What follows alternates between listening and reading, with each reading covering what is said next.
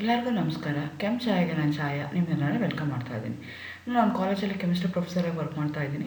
ನನ್ನ ಇಂಟೆನ್ಷನ್ ಈ channel start ಮಾಡೋದಕ್ಕೆ ಅಂದರೆ ಸಾಧ್ಯ ಆದಷ್ಟು ಕೆಮಿಸ್ಟ್ರಿ ರಿಲೇಟೆಡ್ ಟಾಪಿಕ್ನ ಸಿಂಪಲ್ಲಾಗಿ ಕನ್ನಡದಲ್ಲಿ ಹೇಳುವಂಥ ಪ್ರಯತ್ನ ಮಾಡ್ತಾ ಇದ್ದೀನಿ. ನಾನು ಆ ಸೀರೀಸಲ್ಲಿ ಕೆಮಿಕಲ್ ಕ್ಯಾನೆಟಿಕ್ಸ್ ಅನ್ನೋ ಚಾಪ್ಟರ್ನ ಈಗ ಶುರು ಮಾಡಿದ್ದೀನಿ. ಆಲ್ರೆಡಿ 2 ವಿಡಿಯೋ ಅದ್ರ ಮೇಲೆ ಅಪ್ಲೋಡ್ ಮಾಡಿದ್ದೀನಿ. ಇದು ನಂದು 3ನೇ ವಿಡಿಯೋ ಅದರ ಮೇಲೆ ನಾನು ಅಪ್ಲೋಡ್ ಮಾಡ್ತಾ ಇರೋವಂಥದ್ದು. ಇವತ್ತು ನಾನು ಟ್ರಾನ್ಸಿಷನ್ ಸ್ಟೇಟ್ ಥಿಯರಿ ಬಗ್ಗೆ ಹೇಳೋಣ ಅಂತ ಅಂದ್ಕೊಳ್ತಾ ಇದ್ದೀನಿ. It's an extension of collision theory ಅಂತಲೂ ಅನ್ಕೋಬೋದು.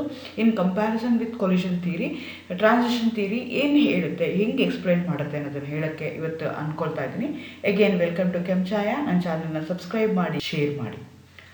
ಸೊ ಟ್ರಾನ್ಸಿಷನ್ ಸ್ಟೇಟ್ ಥಿಯರಿಗೆ TST ಅಂತಲೂ ಹೇಳ್ತಾರೆ. ಈ ಥಿಯರಿನ 2 ಸೈಂಟಿಸ್ಟು, ಇರಿಂಗ್ ಆ್ಯಂಡ್ ಪೊಲಯಾನಿ, ಅವರಿಬ್ಬರು 1913ರಲ್ಲಿ ಪ್ರಪೋಸ್ ಮಾಡ್ತಾರೆ. ಇದಕ್ಕೆ ಟ್ರಾನ್ಸಿಷನ್ ಸ್ಟೇಟ್ ಥಿಯರಿಗೆ TST ಅಂತಲೂ ಹೇಳ್ತಾರೆ, ಅಥವಾ ಆಕ್ಟಿವೇಟೆಡ್ ಕಾಂಪ್ಲೆಕ್ಸ್ ಥಿಯರಿ ಅಂತಾರೆ, ಆಬ್ಸಲ್ಯೂಟ್ ರೇಟ್ ಥಿಯರಿ ಅಂತಾರೆ, theory of absolute reaction rates ಅಂತಲೂ ಹೇಳ್ತಾರೆ. ಸೊ ಒಂದನೇ ಬೇರೆ ಬೇರೆ ಹೇಳ್ತಾರೆ. ಆಕ್ಟಿವೇಟೆಡ್ ಕಾಂಪ್ಲೆಕ್ಸ್ ಥಿಯರಿ ಅಂತ ಹೇಳ್ತಾರೆ. ಮುಂದೆ ಹೇಳ್ತೀನಿ ಅದು ಹೆಂಗೆ ಆಕ್ಟಿವೇಟೆಡ್ ಕಾಂಪ್ಲೆಕ್ಸ್ ಅಂದರೆ ಏನು ಅಂತ. ಆಬ್ಸಲ್ಯೂಟ್ ರೇಟ್ ಥಿಯರಿ ಅಂತಲೂ ಹೇಳ್ತಾರೆ, theory of absolute reaction rates ಅಂತಲೂ ಹೇಳ್ತಾರೆ. ಟ್ರಾನ್ಸಿಷನ್ ಸ್ಟೇಟ್ ಥಿಯರಿ ಅನ್ನೋದು ಪಾಪ್ಯುಲರ್ ಆಗಿರುವಂಥದ್ದು. ನಾನು ಮುಂಚೆನೇ ಹೇಳಿದೆ, ಕೊಲ್ಯೂಷನ್ ಥಿಯರಿ ಮತ್ತು ಟ್ರಾನ್ಸಿಷನ್ TST ಟ್ರಾನ್ಸಿಷನ್ ಥಿಯರಿ ಏನಿದೆಯಲ್ಲ, ಅವೆರಡು ಏನಾಗುತ್ತೆ ಅಂದರೆ ಟ್ರಾನ್ಸಿಷನ್ ಸ್ಟೇಟ್ ಥಿಯರಿ ಏನಿದೆಯಲ್ಲ, they will go hand in hand. So ಒಂದ್ರದ್ದು ಇನ್ನೊಂದ್ರದ್ದು ಎಕ್ಸ್ಟೆನ್ಷನ್ ಅಂತಾರೆ. ನಾವು ಕೊಲ್ಯೂಷನ್ ಥಿಯರಿದು ಎಕ್ಸ್ಟೆನ್ಷನ್ನೇ ನಾವು TST ಅಂತ ಹೇಳ್ಬೋದು. That is transition state theory ಅಂತ ಹೇಳ್ಬೋದು. ಸೊ ಹಾಗಾಗಿ ಕೊಲ್ಯೂಷನ್ ಥಿಯರಿ ಏನು ಹೇಳುತ್ತೆ ಅಂದರೆ, ಯಾವುದೇ ಒಂದು ಕೆಮಿಕಲ್ ರಿಯಾಕ್ಷನ್ ಆಗಬೇಕು ಅಂತಂದರೆ 2 ಪ್ಯಾರಾಮೀಟರ್ಸ್ ಇಂಪಾರ್ಟೆಂಟ್ ಆಗುತ್ತೆ. So they have to collide with each other with some sufficient amount of energy. ಅದನ್ನು ಥ್ರೆಶೋಲ್ಡ್ ಎನರ್ಜಿ ಅಂತ ಹೇಳ್ತಾರೆ, ಇಲ್ಲದ್ರೆ ಆಕ್ಟಿವೇಶನ್ ಎನರ್ಜಿ ಅಂತ ಹೇಳ್ತಾರೆ. And also they have to orient in such a manner, they have to orient to a correct angle, such that there will be a collision between, they're going to slam one another, thereby there will be a formation ಅಂತ ಹೇಳ್ತಾರೆ. Collusion theory ಏನು ಹೇಳುತ್ತೆ ಅಂದರೆ, 2 chemical reactions ಆಗಬೇಕು ಅಂದರೆ ಆ ರಿಯಾಕ್ಟೆಂಟ್ಸ್ಗಳು ಏನಾಗಬೇಕು, ಅದಕ್ಕೊಂದು ಕೊಲೈಡ್ ಆಗಬೇಕು. ಕೊಲೈಡ್ ಆಗಬೇಕು ಅಂದರೆ each molecule, each atom, each molecule they should have some minimum amount of energy. ಆ ಎನರ್ಜಿ ಇದ್ದರೆ ಮಾತ್ರ ಕೊಲೈಡ್ ಆಗ್ತವೆ. ಜೊತೆಗೆ ಕೊಲೈಡ್ ಆ ಎನರ್ಜಿ ಜೊತೆಗೆ ಅವಕ್ಕೆ ಏನಿರಬೇಕು ಅಂತಂದರೆ ಎಲ್ಲನೂ ಓರಿಯೆಂಟ್ ಆಗಿರ್ಬೇಕು, ಪ್ರಾಪರ್ ಆ್ಯಂಗಲಲ್ಲಿ ಅದೇನಾಗಿರಬೇಕು, ಒಂದಕ್ಕೊಂದು ಅಂಟ್ಕೊಂಡಿರಬೇಕು, ಒಂದಕ್ಕೊಂದು ರಿಯಾಕ್ಟ್ ಆಗ್ತಾ ಇರಬೇಕು. ಅವಾಗಷ್ಟೇ ರಿಯಾಕ್ಷನ್ ಆಗುತ್ತೆ ಇದರ ಅಂತ ಹೇಳ್ತಾರೆ. ಯಾವುದು? ಕೊಲ್ಯೂಷನ್ ಥಿಯರಿನಲ್ಲಿ. ಕೊಲ್ಯೂಷನ್ ಥಿಯರಿನಲ್ಲಿ ಇನ್ನೊಂದು ಪ್ಯಾರಾಮೀಟರ್ನ ಕನ್ಸಿಡರ್ ಮಾಡ್ಕೊಳ್ತೀವಿ ನಾವು, ಕೊಲ್ಯೂಷನ್ ಫ್ರೀಕ್ವೆನ್ಸಿ ಅಂತ ಕರಿತೀವಿ. Number of ಕೊಲ್ಯೂಷನ್ಸ್ per second per unit volume of A reaction mixture. ಅದಕ್ಕೆ ಕೊಲ್ಯೂಷನ್ ಫ್ರೀಕ್ವೆನ್ಸಿ ಅಂದ್ರೇನು? ಈಗ ನಮಗೆ 2 ರಿಯಾಕ್ಟೆಂಟ್ಸ್ನ ತೊಗೊಂಡಿದ್ವಿ, ಸಫಿಷಿಯೆಂಟ್ ಎನರ್ಜಿ ಇದೆ, ಕರೆಕ್ಟಾಗಿ ಓರಿಯೆಂಟ್ ಆಗಿದೆ, ಒಂದಕ್ಕೊಂದು ಇಂಟ್ರ್ಯಾಕ್ಟ್ ಮಾಡ್ತವೆ ಅಂತ ಇಟ್ಕೊಳ್ಳೋಣ.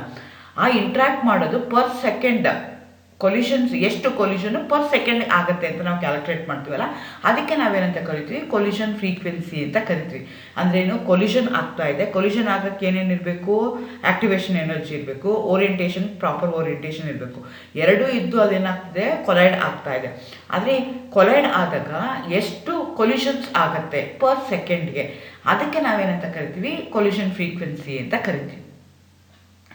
ಈಗ ನಾವು ಕನ್ಸಿಡರ್ ಮಾಡಿಕೊಂಡ್ರೆ, ಈಗ ಎಷ್ಟೊಂದು 100 ಮಾಲಿಕ್ಯೂಲ್ಸ್ ಇದೆ ಅಂತ ಇಟ್ಕೊಳ್ಳೋಣ. ಅದರಲ್ಲಿ fraction of that will undergo orientation ಅಂತ ಇಟ್ಕೊಳ್ಳೋಣ. ಒಂದು ಕಂಟೈನರ್, ಕ್ಲೋಸ್ ಕಂಟೈನರ್ ತೊಗೊಂಡಿದ್ದೀವಿ ನಾವು. ಕ್ಲೋಸ್ ಕಂಟೈನರಲ್ಲಿ ಒಂದು 100 ಮಾಲಿಕ್ಯೂಲ್ನ 50 ಮಾಲಿಕ್ಯೂಲ್ಸ್ A, 50 ಮಾಲಿಕ್ಯೂಲ್ಸು B ಹಾಕಿದ್ದೀವಿ. ಅವೆರಡನ್ನು ಇಂಟ್ರ್ಯಾಕ್ಟ್ ಮಾಡೋಕ್ಕೆ ಬಿಟ್ಟಿದ್ದೀವಿ ಅಂತ ಇಟ್ಕೊಳ್ಳೋಣ.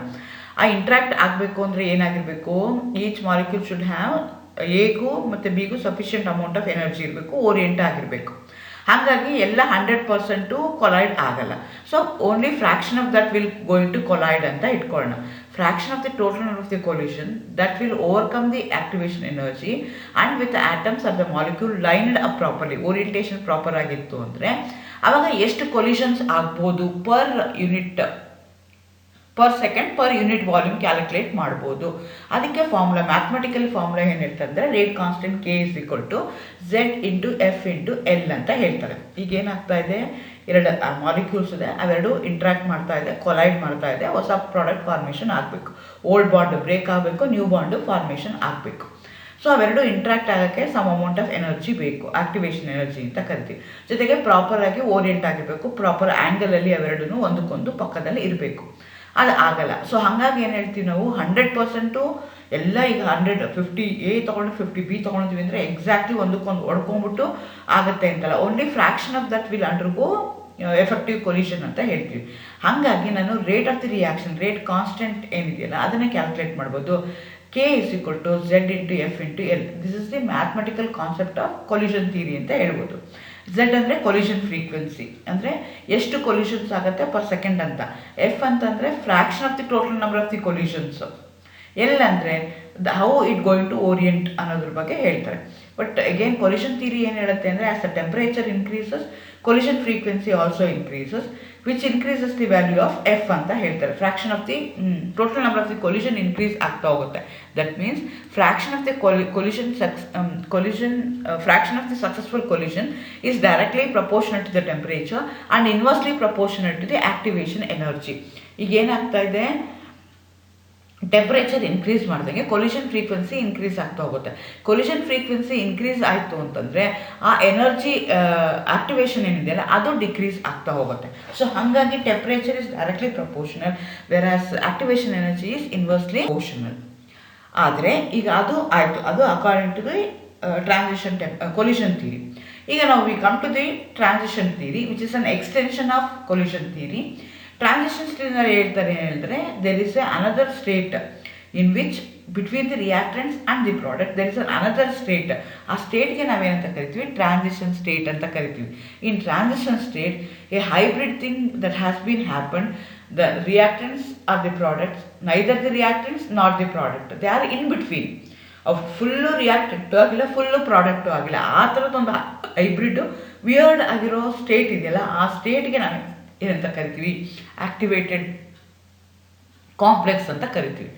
ಸೊ ಇಲ್ಲೇನಾಗ್ತಾ ಇದೆ, ಅಕಾರ್ಡಿಂಗ್ ಟು ಟ್ರಾನ್ಸಿಷನ್ ಸ್ಟೇಟ್ ಥಿಯರಿನಲ್ಲಿ ಪ್ರಕಾರ ಏನು ಹೇಳ್ತಾ ಇದೆ ಅಂತಂದರೆ, ಎರಡು ಮಾಲಿಕ್ಯೂಲು ಇಂಟ್ರಾಕ್ಟ್ ಆಗ್ತಾ ಇದೆ ಅಂತಂದರೆ ಇಂಟ್ರಾಕ್ಟ್ ಆಗ್ತಾ ಇದ್ದಾಗ ಏನಾಗುತ್ತೆ ಅಂದರೆ they going to have a state in which reactant ಆಗಿರಲ್ಲ, ಪ್ರಾಡಕ್ಟ್ ಆಗಿರಲ್ಲ. ಆ ಸ್ಟೇಟ್ಗೆ ನಾವೇನಂತ ಕರಿತೀವಿ, ಟ್ರಾನ್ಸಿಷನ್ ಸ್ಟೇಟ್ ಅಂತ ಕರಿತೀವಿ. ಆ ಟ್ರಾನ್ಸಿಷನ್ ಸ್ಟೇಟಲ್ಲಿ ಏನಾಗ್ತಾ ಇದೆ, ಒಂದು ಕಾಂಪ್ಲೆಕ್ಸ್ ಫಾರ್ಮೇಷನ್ ಆಗ್ತಾ ಇದೆ. ಆ ಕಾಂಪ್ಲೆಕ್ಸ್ ಏನಾಗ್ತಾ ಇದೆ, ರಿಯಾಕ್ಟೆಂಟ್ ಆಗಿಲ್ಲ, ಪ್ರಾಡಕ್ಟ್ ಆಗಿಲ್ಲ, ಇನ್ ಬಿಟ್ವೀನ್ ಆಗ್ತಾ ಇದೆ. ಅದಕ್ಕೆ ನಾವೇನಂತ ಕರಿತೀವಿ, ಆಕ್ಟಿವೇಟೆಡ್ ಕಾಂಪ್ಲೆಕ್ಸ್ ಅಂತ ಕರಿತೀವಿ. ಇದೇನು ಹೇಳುತ್ತೆ ಅಂದರೆ, ಈ ಥಿಯರಿ ಪ್ರಕಾರ ರಿಯಾಕ್ಷನ್ ಆಗುತ್ತಾ ಇಲ್ವಾ ಅನ್ನೋದು ಯಾವುದ್ರ ಮೇಲೆ ಡಿಪೆಂಡ್ ಆಗುತ್ತೆ ಅಂತಂದರೆ, ವೆರಾಸ್ ಕೊಲಿಷನ್ ಥಿಯರಿನಲ್ಲಿ 2 ಫ್ಯಾಕ್ಟರ್ ಮೇಲೆ ಡಿಪೆಂಡ್ ಆಗ್ತಿತ್ತು. ಎಫೆಕ್ಟಿವ್ ಕೊಲಿಷನ್ ಆಗಬೇಕು ಅಂದರೆ ಆಕ್ಟಿವೇಶನ್ ಎನರ್ಜಿ ಇರಬೇಕು, ಎರಡನೇದು ಪ್ರಾಪರ್ ಓರಿಯೆಂಟೇಷನ್ ಇರಬೇಕು ಅಂತ ಹೇಳಿದ್ರು. ಆದರೆ ಈ ಥಿಯರಿ ಪ್ರಕಾರ the concentration of the activated complex ಅದು ಇಂಪಾರ್ಟೆಂಟ್ ಅಂತ ಹೇಳುತ್ತೆ. ಅಂದ್ರೇನು, ಈಗ ರಿಯಾಕ್ಟೆಂಟ್ಸ್ ಇದೆ, ರಿಯಾಕ್ಟೆಂಟ್ಸ್ ಏನಾಗ್ತಾ ಇದೆ, ರಿಯಾಕ್ಟ್ ಆಗ್ತಾ ಇದ್ದಾಗ ಏನಾಗ್ತಾ ಇದೆ, they going to have a state in which ಅದು ಕಂಪ್ಲೀಟ್ಲಿ ರಿಯಾಕ್ಟೆಂಟ್ ಆಗಿಲ್ಲ, ಕಂಪ್ಲೀಟ್ಲಿ ಪ್ರಾಡಕ್ಟ್ ಆಗಿಲ್ಲ, ಆ ಥರ ಸ್ಟೇಟ್ ಇರುತ್ತಲ್ಲ ಆ ಸ್ಟೇಟ್ಗೆ ನಾವೇನಂತ ಕರಿತೀವಿ, ಆಕ್ಟಿವೇಟೆಡ್ ಕಾಂಪ್ಲೆಕ್ಸ್ ಅಂತ ಕರಿತೀವಿ. ಹೈಯರ್ ದಿ ಆಕ್ಟಿವೇಟೆಡ್ ಕಾಂಪ್ಲೆಕ್ಸ್ ಆವಾಗ ಪ್ರಾಡಕ್ಟ್ ಫಾರ್ಮೇಷನ್ ಆಗುವಂಥದ್ದು ಜಾಸ್ತಿ ಆಗ್ತಾ ಹೋಗುತ್ತೆ. Rate at which the activated complex breaks apart. ಏಕೆನ್ ಆಕ್ಟಿವೇಟೆಡ್ ಕಾಂಪ್ಲೆಕ್ಸ್ ಫಾರ್ಮೇಷನ್ ಏನಾಗಿರುತ್ತಲ್ಲ ಅದು ಎಷ್ಟು ಫಾಸ್ಟಾಗಿ ಬ್ರೇಕ್ ಆಗುತ್ತೆ ಅನ್ನೋದ್ರ ಮೇಲೂ ಡಿಪೆಂಡ್ ಆಗುತ್ತೆ. ಅಂದರೆ ಅದರದ್ದು ಸ್ಟೆಬಿಲಿಟಿ ಮೇಲೂ ಡಿಪೆಂಡ್ ಆಗುತ್ತೆ. They in which the activated complex breaks apart. ಅದು ಯಾವ ರೀತಿ ಬ್ರೇಕ್ ಆಗುತ್ತೆ, ಹೆಂಗೆ ಬ್ರೇಕ್ ಆಗ್ಬೋದು ಅಂದರೆ, again it may come back to reactant or it may proceed to product. ಈ 3 ಫ್ಯಾಕ್ಟರ್ ಮೇಲೆ ನಂದು ಕೆಮಿಕಲ್ ರಿಯಾಕ್ಷನ್ ಆಗುತ್ತಾ ಇಲ್ವಾ ಅಂತ ಹೇಳ್ಬೋದು. ಒಂದು, ಎಷ್ಟು amount of activated complex formation ಆಗಿದೆ. ಆಕ್ಟಿವೇಟೆಡ್ ಕಾಂಪ್ಲೆಕ್ಸ್ ಫಾರ್ಮೇಷನ್ ಆಗಬೇಕು ಅಂದರೆ ನಿಮ್ಮ ಮಾಲಿಕ್ಯೂಲ್ಗೆ ಸಫಿಷಿಯೆಂಟ್ ಅಮೌಂಟ್ ಆಫ್ ಎನರ್ಜಿ ಇರಬೇಕು, ಪ್ರಾಪರಾಗಿ ಓರಿಯೆಂಟ್ ಆಗಿರಬೇಕು. ಆಮೇಲೆ they should have overcome the threshold energy, ಅದನ್ನು ಓವರ್ಕಮ್ ಮಾಡಿ ಆಕ್ಟಿವೇಟೆಡ್ ಕಾಂಪ್ಲೆಕ್ಸ್ಗೆ ಬಂದಿರಬೇಕು.